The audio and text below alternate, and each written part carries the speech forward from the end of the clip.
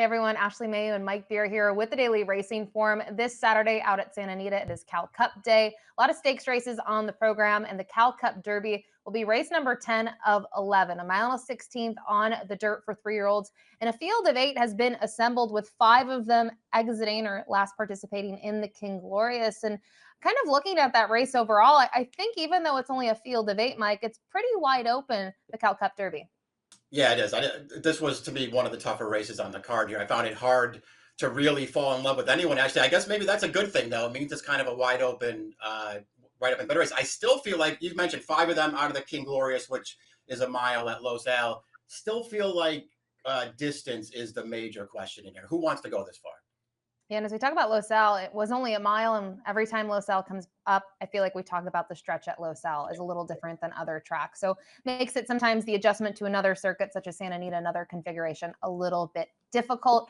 We'll take a look at the time form US pace projections here, and a fast pace is projected. When you look at this field, the number 6, Got Him, Caught Him, obviously was forwardly placed at Los Al. It's his first time around 2 turns. Shea Brennan likes to be close and even drop him in those 3 starts, regardless of it being at 4.5 on the synthetic or a mile and a 16th at Pleasanton, another horse that wants to be close to the action. Yeah, I agree with that. I think Dropham does, sort of want to be involved early. We'll see. Certainly, it does feel like got him, caught him. He seems like kind of a one-way speed here. I doubt that they take that away from him in this race. And I guess we'll see what happens with Shea Brennan because he's the number 3 in this race. They got pretty aggressive with him in the King Glorious last time, and it actually worked out for them. I wonder if they just decide to keep going that way.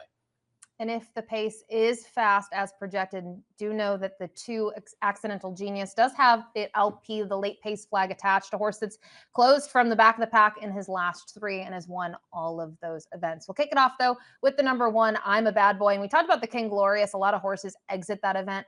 We'll show the replay of that race back on December 15th out at Los Al. And we're only going to highlight the top 3 here, but the top 5 are all back here in the Cal Cup Derby. And in terms of what's going on, I mean, to me, I'm a Bad Boy did not have an ideal trip. He gets nosed out here in the end, but he is closing quite nicely. To me, I would probably put him as having the best performance, even though he lost in that race last time out. I'm not going to argue it. I don't know if it's the right answer or not. Actually, this is a horse. He was pretty wide around the track in this race, but there was pace in front of him, and the way that he was rallying in there with all the momentum, to me, it looked like he was going by in that race. And then he just never got by Shea Brennan in there. So I don't know. To me, he was the toughest call in the race.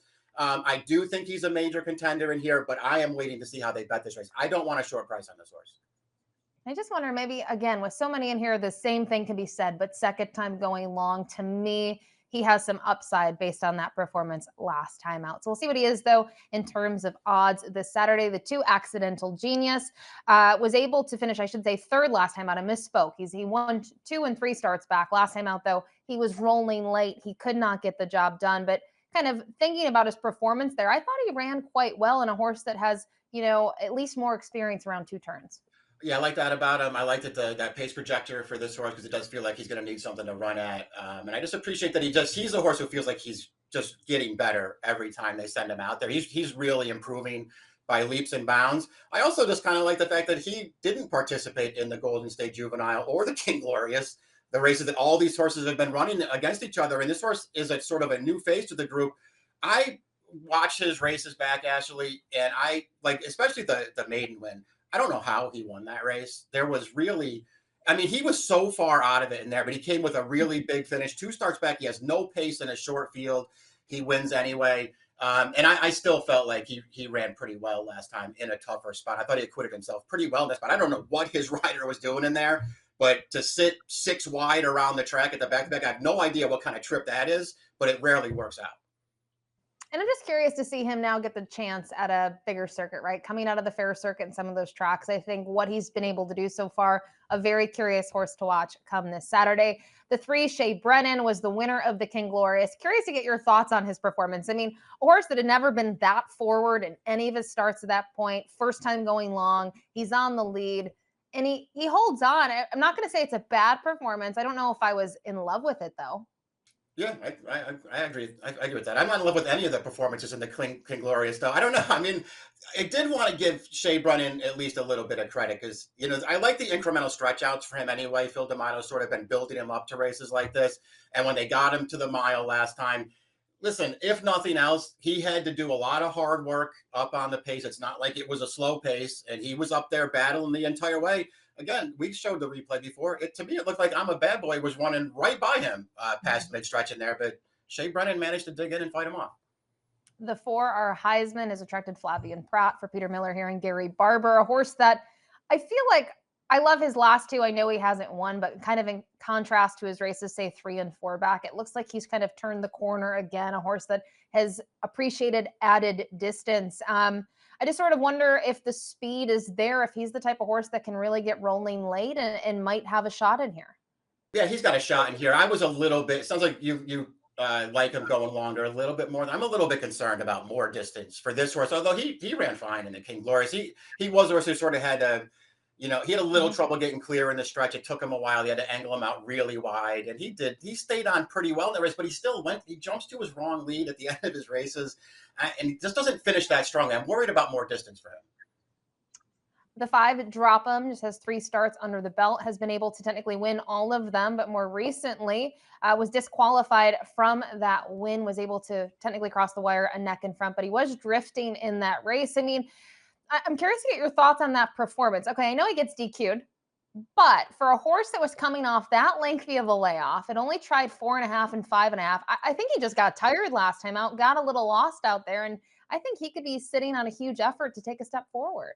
Yeah, I agree. I wouldn't sleep on him, especially when you just consider his first 2 starts too. I know that one of them was on a different surface, but he was impressive winning first time out. He beat our Heisman right off the maiden win. I thought he beat him fair and square in that stakes race. And our Heisman's certainly a contender in this race. And then he's off the layoff last time. Listen, he was rightfully disqualified in there. He bumped that runner up a couple of times through the stretch in there, but it's not like he ran poorly, and he's got a lot of room to improve. The 6 got him, caught him, tried going long last time out. We saw the King Glorious. We keep on going back to that. Prior to that, though, his maiden win, I guess, visually very impressive, very easy for him. But I guess the downfall for me, 5.5. I would have needed to see a little bit more last time out to be convinced to use him here at this distance. Yeah, I agree. I'm not betting him. He ran really well. He looked good winning when he broke his maiden 2 starts back, but I'm not betting him off that performance. And then he was in that King Glorious. I know it was right off of a maiden win, so you want to be at least a little lenient. He was also stretching all the way out in there, but felt like he had a real shot to win that race from the top of the stretch, and he just wasn't quite good enough. With the 7, I guess you can pick your poison. Whiskey, Gin, and Brandy, the name of this son of Stay Thirsty, who was 4th last time out. I think kind of looking at him, I guess a similar story, was able to graduate 2 back, sprinting. You can sort of compare him a little bit to Got Him, Caught Him. But for me, I would maybe make the assumption that I liked his performance a little bit better in the King Glorious, but again, not enamored by that run.